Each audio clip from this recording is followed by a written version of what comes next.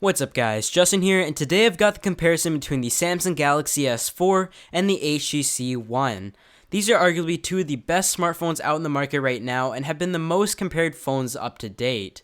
The Samsung Galaxy S4 has really tried to build upon the success of the S3, with many of its external features remaining the same but many hardware and software improvements put into it. On the other hand, the HTC One is a completely new design that we haven't seen from HTC before, and it's definitely very interesting and it has gathered a lot of attention. So now let's go ahead and take a look and see how these phones stack up.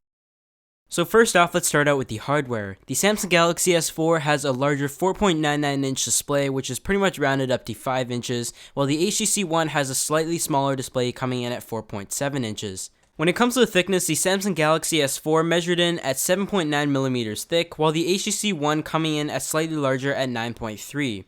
With the curved back, however, it may not be as noticeable as the difference, so the overall difference between these devices in terms of holding it in real life isn't really that huge. When it comes to the weight, the S4 comes in at 130 grams, while the HTC One with its aluminum construction comes in at 143. On the sides of the S4, you've got the power button, while on the HTC One, it is actually placed on the top. You've also got your volume rockers on that side, while on the Samsung Galaxy S4, it is actually on the left side. The overall placement of the buttons really isn't that bad. I feel that after using each phone for a few days, you'll get used to the button placement. On the top, you've not only got your front-facing cameras, but also multiple sensors as well. With the Samsung Galaxy S4, you've got an accelerometer, barometer, digital compass, GPS, gyroscope, humidity sensor, and thermometer, while on the HTC One, you've mostly got the same, minus the humidity and thermometer. You can also tell by the overall design of these, it is rather different. With the HTC One, you've got the speaker placement on the front, while on the Samsung Galaxy S4, you've got your calling speaker, which is rather small. On the bottom, of course, you've got your two micro USB ports to charge and sync your device. Another difference you may notice between these devices is the button placement. On the Samsung Galaxy S4, you've got a physical home button and a capacitive touch menu and back switch, which in my opinion I kind of prefer, while due to the HTC One's design, the HTC logo isn't actually active and you've got the back and home switch in kind of an odd position. When it comes to the internals, the HTC One has the Snapdragon 600 processor clocked in at 1.7 GHz, while the Samsung Galaxy S4 I've got here has the Exynos 5 Octa processor clocked in at 1.6 GHz, while the North American version, which many of you will be getting, has the Snapdragon 600 processor clocked in at 1.9 GHz, but I will be using the Octa version in this video, and the overall benchmark scores between the Octa and the North American version really aren't that big.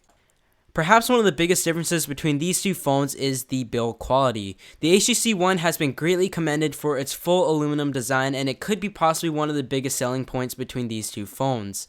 It has a really nice craftsmanship to it, and the overall feel and quality of this aluminum phone is just amazing. I'm guessing that Samsung went with the saying, if it ain't broke, don't fix it, with the Samsung Galaxy S4, as the overall design remains much of the S3. It still has its removable back, which allows you to access the battery, the SIM card, and the micro SD card, which may be an advantage to some, but many have been very disappointed with the build quality of this phone. The displays on these two phones are absolutely gorgeous. They are both 1920 by 1080 Full HD resolution, and the Samsung Galaxy S4 has a PPI of 441 as opposed to the HTC One's PPI of 468 due to the smaller display. However, this is nothing to worry about as the eye cannot see further than 300 ppi, so there is no way you'll be able to notice the 27 ppi difference between these two phones. In my opinion, perhaps the biggest differences between the display of these two phones is the color calibration. As soon as you pick up the S4, you will notice the display completely pops out to you and the colors are very strong. Some may say it is oversaturated, but some people may enjoy that as all the colors just really stick out. On the other hand, the HTC One has a very accurate color representation, and everything overall just seems more realistic. Though I really like both of the displays of these phones, it really comes down to the user in particular, whether you want a more exaggerated colors and want the colors to just really jump out and pop out to you, or you want a very accurate color representation, but the overall detail feedback and the clarity of the displays are absolutely the same. Aside from the hardware, I also noticed quite a big difference in the software. The HTC One runs Android 4.1.2 with the HTC Sense 5 skin, while the Samsung Galaxy S4 runs Android 4.2.2 Jelly Bean with the TouchWiz skin.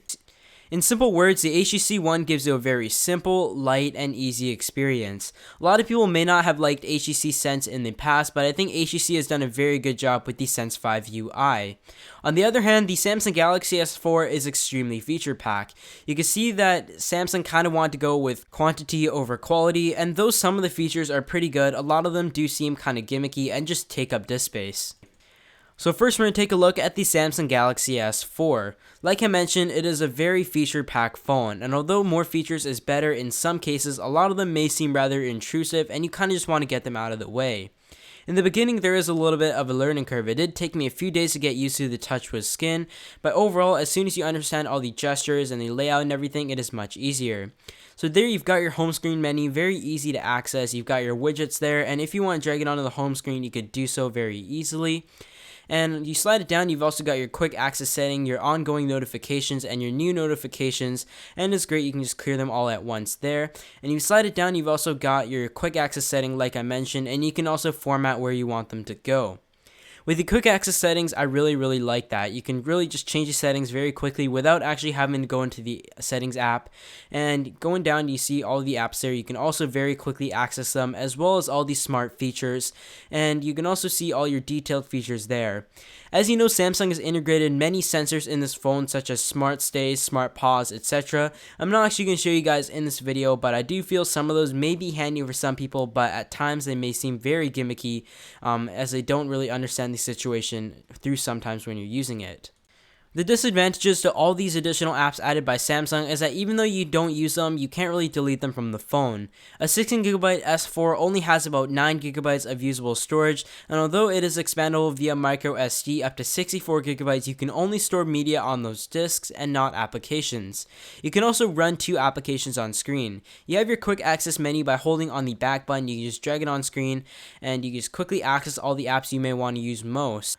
You've also got the option to use S-Voice or Google Now as your personal assistant, depending on what you would like. Google Now is very customizable, and it's just a very optimized search engine, which gives you all the information you need in a flash, and S-Voice is kind of just like Siri in terms of the assistant. When it comes to multitasking, I really like that Samsung has done here. You can very easily swipe the apps away, or you can also close them all at once to free up the RAM, which I really like to do a lot, mostly time at the end of the day. You can also check all your RAM usage very easily as well, so I think Samsung has done a very good job in the quick access settings.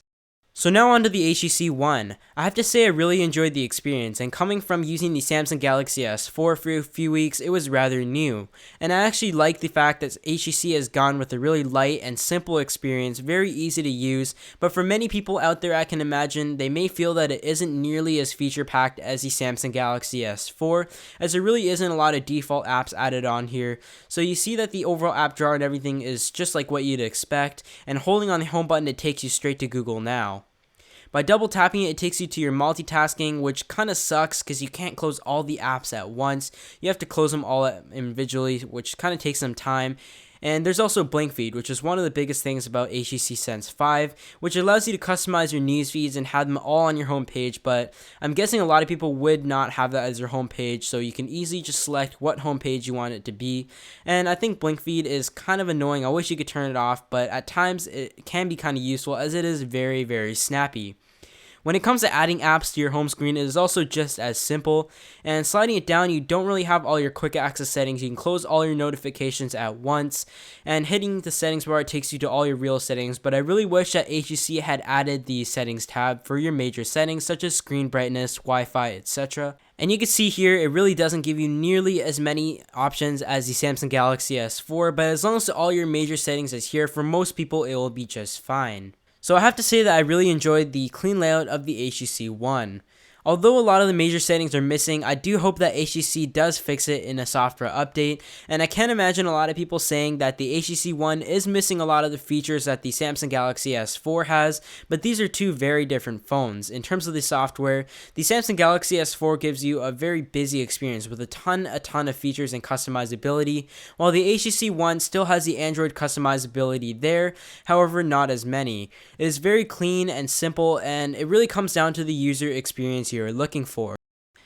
So now it's time to move on to the speed and benchmark tests. The HTC One has a Qualcomm Snapdragon 600 processor clocked in at 1.73 GHz with 1.53 GB of RAM. On the other hand, the Samsung Galaxy S4 here, like I mentioned, is the international 8-core version clocked in at 1.6 GHz, while the North American version has a Snapdragon 600 processor clocked in at 1.9 GHz. You really wouldn't notice a huge difference between these two phones. And lastly, the S4 has 1.82 GB of RAM. So the first test we're going to run is Geekbench 2. The Samsung Galaxy S4 comes out with a score of 3,535, while the HTC One comes with a pretty respectable score of 2,642. I have seen scores up to about 2,900 in some cases, but here I've got the Telus version, which is the review unit from HTC, so the scores really fluctuate, but overall in terms of real-life testing, both these phones are almost dead on. The second test we're going to run is the Antutu benchmark. It not only tests out the CPU, but the GPU and RAM as well, and the HTC One came out with a score of 23,674, while the HTC One coming up at 28,124. The CPU performance you can see here is very close, if not almost the same, while the RAM and GPU performance there is somewhat a noticeable difference there. However, like I said, when it comes to the real life performance, there really isn't a huge drastic difference that the benchmarks may indicate. The last all-around benchmark we're going to run is Quadrant Standard. The Samsung Galaxy S4 came out with a score of 13,032, while the HTC One falling just behind at 12,420, but again the difference really isn't that huge. Aside from the CPU and GPU benchmarks, now we're going to run speed test, which is to test the Wi-Fi speeds on these phones. I'm guessing that the LTE speed should be pretty close for the North American versions, but the version I've got here of the S4 doesn't actually have LTE. These are running on the same servers, the same test servers, as well as the same Wi-Fi network, and we're just going to run it one by one in order to get a fair score. So there you can see you got a pretty good score of 21.96 megabits per second download. It is a little bit higher than what I usually get on my phone or at home usually. And now we're going to run it on the Samsung Galaxy S4. So let's wait for it here, and the ping is overall pretty close, just about 3 milliseconds slower, and you can see that the Wi-Fi download speed is almost dead on. It's just about within 1 megabit difference, and the upload speed, you may expect it to come in just around the same as well. So when it comes to the real-life benchmarks of Wi-Fi, there's virtually no difference between these two phones. It's just too small to be able to see the difference between these two phones in terms of the Wi-Fi download speed. So the Wi-Fi speed test really indicated a dead-on score between these two phones. So now we're going to see how it performs in real-life testing. I'm using Chrome for both of these devices, and you can see that the S4 is just about a split second faster. And we're just going to open up another site here. And there you can see that the HTC One opened just a split second over the S4. So now we're going to open up another site. So now we're going to search up HTC site, and there you can see the S4 is just about a split second faster when searching through Google. So now we're just going to open up youtube.com, so let's just hit the enter button there, and again the Samsung Galaxy S4 is virtually just a split fraction of a second faster than the HTC One, and in theory there really isn't a difference between these two phones. Of course, with every smartphone, the camera is rather important. Both these phones definitely have really nice cameras. The Samsung Galaxy S4 has a 13 megapixel rear-facing camera, while HTC kind of wanted to go with a different approach. Instead of going for a higher megapixel count, they want to prove that a higher megapixel isn't necessarily better image quality. HTC says that the 4 ultra-pixel camera built into the HTC One allows it to capture more light and perform much better than its competitors in low-light situations. On the front, the S4 has a 2.0 megapixel front-facing camera, while the HTC One has a 2.1 megapixel camera.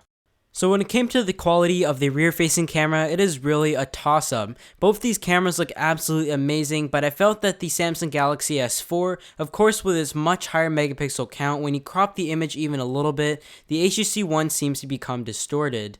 The detail and everything on both of these cameras are just amazing, and it is very hard to decision. However, as you may expect, where the HTC One really stands out is the low light situations. When it comes to low light images, it absolutely blows everything out of the water, and as you can see from these images with the assistant of the LED flash built in, looks much better than the one on the Samsung Galaxy S4. On the front-facing camera, I felt that the HTC One had by far the most noise in the image. It seemed quite grainy, but when compared to the Samsung Galaxy S4, the color representation was much better. When it came to the video quality, you could tell here that the HTC One definitely does a better job than the Samsung Galaxy S4. The colors just seem much richer and the focusing was a little bit faster. With taking photos, I really noticed that the HTC One's focus was rapid fast as well. And you can just see that the colors are a little bit better. I guess at times the S4 does look better, but in general, I felt that the HTC One just had a little bit of a sharper color representation in the video mode. Aside from the camera quality itself, the UI and the software interface is also something to consider. Like the S4 itself, there are so many features in the camera app. You've got the best face, best photo, drama shot, sound and shot, etc. Just so many things you can do within the camera application itself. There you've got the easily to switch the camera from the front to the back facing camera, and you've also got the dual shot mode on the S4. This is really cool as you can take a video with the front and the rear facing camera at the same time and vice versa, and you also have quite a bit of templates as well. So you can record things and your reaction, for example. So we're just going to turn that off, and you've also got quite a few preset live filters as well, so you could play around with these filters and see how the photo looks as you take it. And you've also got these settings. So for a lot of photo enthusiasts out there, you'll definitely love all these settings. It gives you a lot of control over your camera. But for the people who want to just remain simple, you can also do that as well. You've also got the video settings here, the video stabilization from on to off. I wasn't really a huge fan of the video stabilization on the S4. And then you've just got all your other settings as well. On the HTC One, it again remains rather simple. You've still got quite a few live filters, but I have to say they kind of suck and I wasn't really a huge fan of them, but where most of the features lie on the HTC One is the actual gallery and where you can edit the photos itself. You look at all these settings, it still allows you to control many things within your camera applications, and you've also got the Zoe, which allows you to take a burst photo with 20 shots in just a few seconds, and there you can see the camera app itself. It lets you edit quite a few things. By hitting the edit button there, it takes you to the effects where you can add all these different skins, kind of like Instagram, and you've also got the frames and also the retouch for facial images and the transform, of course. So it really gives you a good level of versatility within the camera app.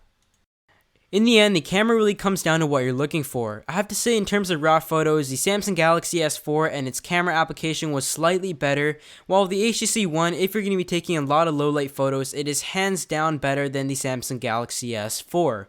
Also, when it comes to video, the S4 wasn't really considered terrible, but I felt that the HTC One did a better job. Another one of the features that stands out of the HTC One is the boom sound speakers. As you can see, the Samsung Galaxy S4 has overall very tiny speakers, while the HTC One, finally a smartphone that has speakers on the front side. So let's go ahead and give it a go.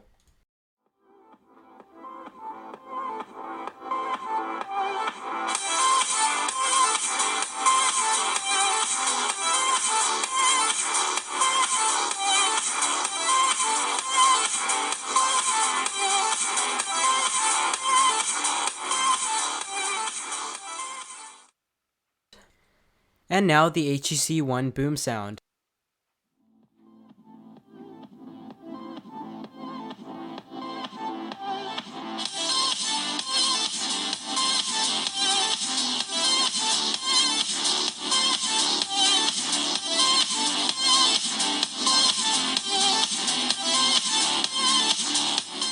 So I have to say, in person you'll actually get a much better representation of the difference between these two speakers, but the HTC One definitely blows the Samsung Galaxy S4 out of the water. With the battery life, the Samsung Galaxy S4 has a 2600 mAh lithium-ion battery, while the HTC One has a 2300 mAh lithium polymer battery.